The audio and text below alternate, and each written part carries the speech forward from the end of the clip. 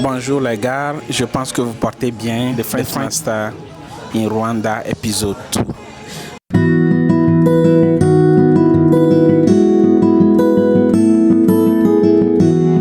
Ladies and gentlemen, welcome to Kigali, where the night unfolds, stars whisper secrets, and the city holds dreams in the hush of its tranquil streets. Dans cet épisode, nous allons voyager au Sénégal pour découvrir la culture sénégalaise.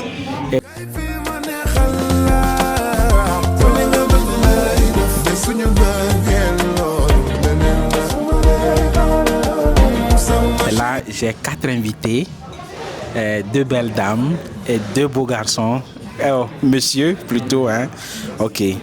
Là, bon. Là, je suis avec monsieur Moussa Ngom.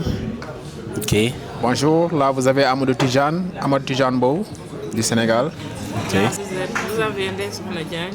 Alors là, vous avez Turo, ça. Donc, nous sommes ici au Rwanda comme enseignants volontaires de l'OIF et c'est bon de promouvoir la culture, la diversité culturelle parce que ce qui nous unit ici, c'est la langue française, mais on a nos propres cultures. Effectivement. Et des cultures qui doivent être intermêlées pour avoir la cohésion et la paix. Donc, moi, je serais tellement ravi, franchement, et mes followers aussi seront tellement ravis de connaître en profondeur la culture sénégalaise. J'étais déjà à Dakar et j'ai fait des vidéos, les gens ont tellement aimé. Je commence par ici. Monsieur Moussa, comment reconnaît-on un Sénégalais par habillement? Merci encore une fois de French Master. Et c'est avec plaisir que nous partageons en tout cas quelques éléments culturels sénégalaises. Et par rapport à ta question, pour la plupart des Sénégalais, on s'habille traditionnel. C'est vrai qu'avec la modernité, parfois on peut être carrément moderne, comme la belle dame que vous voyez devant vous, moderne, ou bien mélanger le moderne, mélanger le traditionnel et la modernité. Vous voyez Tchoro. Okay. Et parfois ça peut être voilà, carrément culturel chez les hommes comme chez les femmes. Bon, ici nous deux nous sommes bon, lui il est moderne et traditionnel en même temps.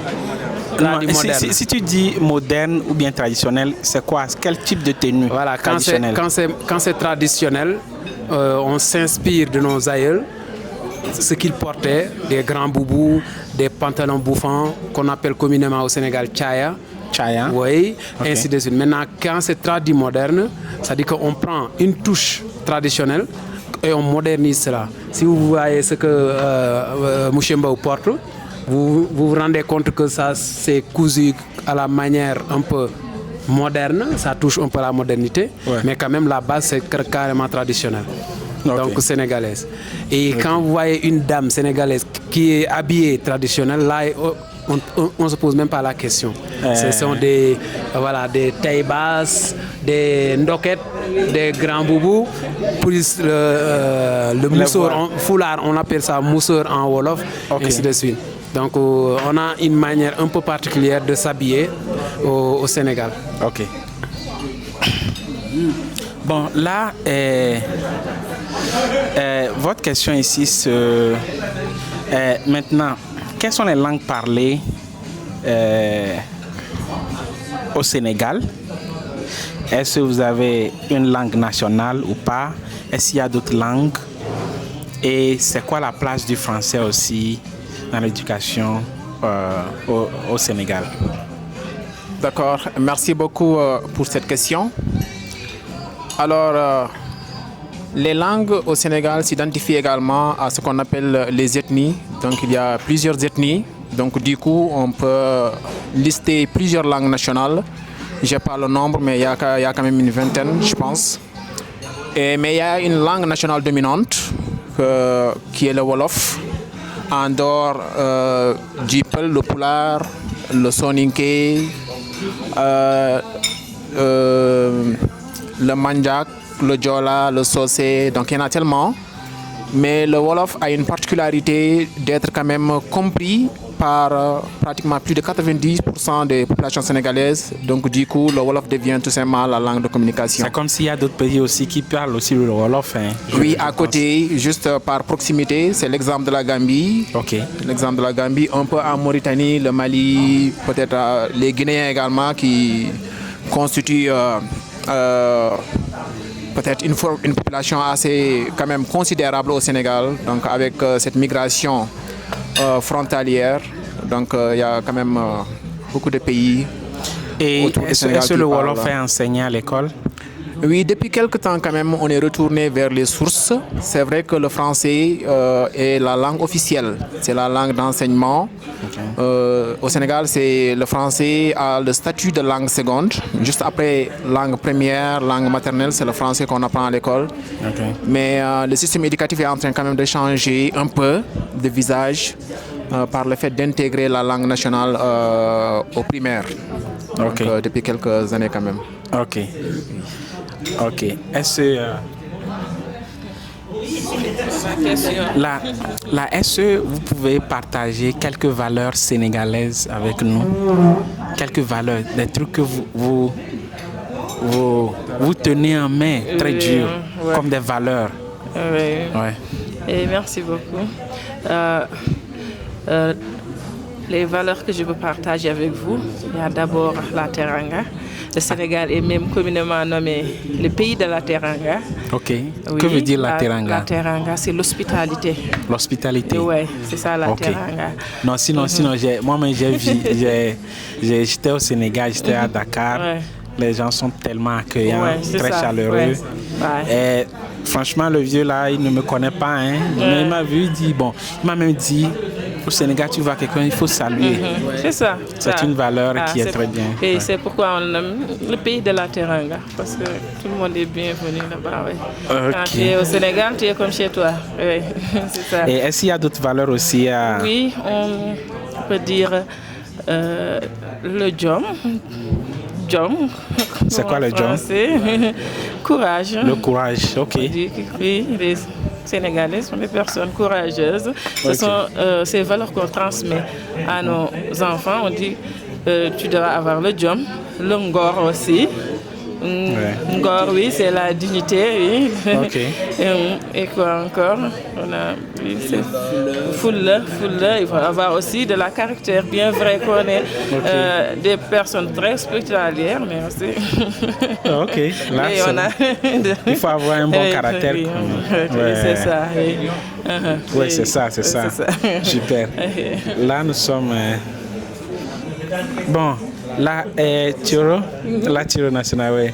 Donc là, est-ce que tu peux nous parler un peu de quelques repas sénégalais et bon, pourquoi pas, s'il y a un repas qui est plus populaire, comment est-ce que quelqu'un peut préparer ce repas? Ouais. Parmi les repas au Sénégal, le plus connu c'est le tchéboudienne, qui est classé patrimoine mondial au niveau de l'UNESCO. Okay. On a d'autres plats, mais généralement à base de riz. Okay. On a mais avec de la sauce, on a par exemple le yassa. Parfois c'est du yassa au poisson, ou bien du yassa au poulet. Et la sauce de l'oignon, c'est quoi? C'est ça le yassa? C'est le yassa, c'est ça. Ok, j'ai déjà pris ça. T'as mangé ça? Très bien, oui. Ouais. Avec le riz blanc. T'as de la chance. Ouais. Non, sinon j'ai tout mangé au Sénégal. Hein. J'ai tout essayé. C'est clair. Moi, je n'étais pas sur place. Retourner. Je passe de bar en bar. Je mange encore. Tout. Oh oui, sûrement, je dois venir. Et puis connaître au moins Saint-Louis. Tout à fait. Oh, je dois revenir à Dakar. Ouais. Oh oui. Je n'ai pas eu le temps de me balader un peu comme normalement je devais le faire. Ouais, il faut faire les autres villes. Donc, pour le s'arrêter à Dakar. Pour le tchèp, ça se fait comment? Chez nous, déjà, on a le tchèp. Alors, le tchèp, en fait, le tchèp, il y a deux catégories de tchèp. Il y a le riz au poisson et il y a le riz à la viande. Et il y a même le riz avec du poulet. Ok. Et le riz au poisson, quand on le prépare, c'est à base de riz. L'essentiel, c'est le riz, le poisson, les légumes.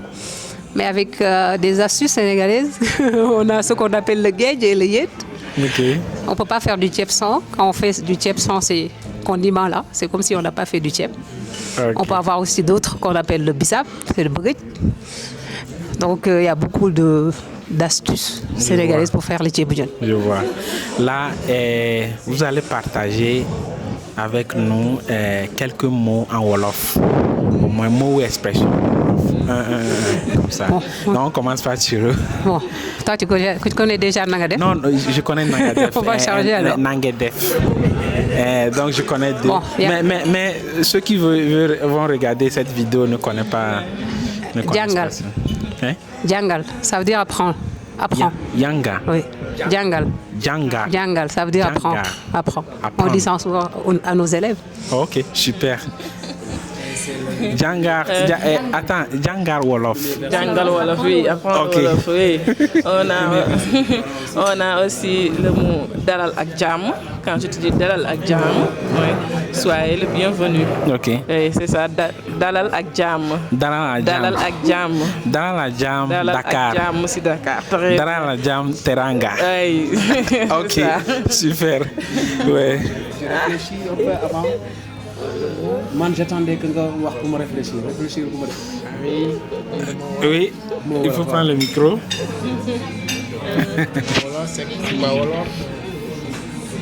Bon, je prends Liguey. Liguey. Liguey qui veut dire travail. Travail. Travail en Wolof. Si. Donc, je prends ce mot-là, Tuki. Tuki qui veut dire voyager. Tuki. Tuki qui veut dire voyager. Et puis, il y a un proverbe lié à ce verbe, à ce même verbe. Kudul Tuki, do xam fu deuk nexé.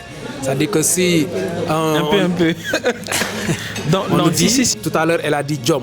C'est-à-dire que quand tu es courageux et que tu connais tes valeurs, tu peux aller à l'aventure pour chercher à s'améliorer financièrement ou à la plénitude, etc. Okay. Mais une fois que tu es riche, par exemple, je suis riche au Rwanda, il va falloir que je sois très digne pour retourner au pays. Au pays, pour développer le pays. Oui, c'est pourquoi on dit Jom Moy Tuki, mais Fula Moy Nibis.